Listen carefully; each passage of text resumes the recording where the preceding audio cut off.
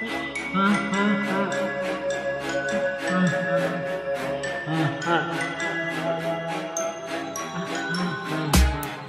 waiting every night to the finally room and invite newcomers to play with us for midnight. Ok, ha llegado la noche de los animatrónicos.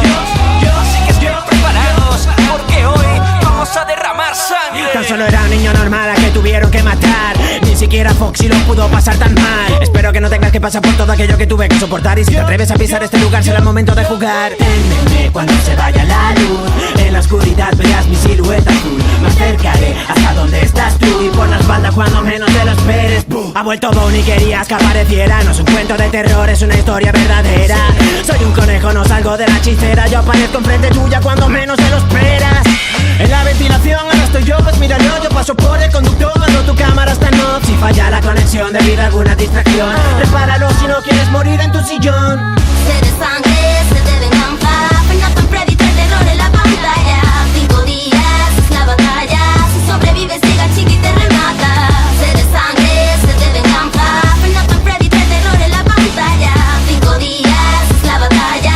Si sobrevives llega chica y te remata.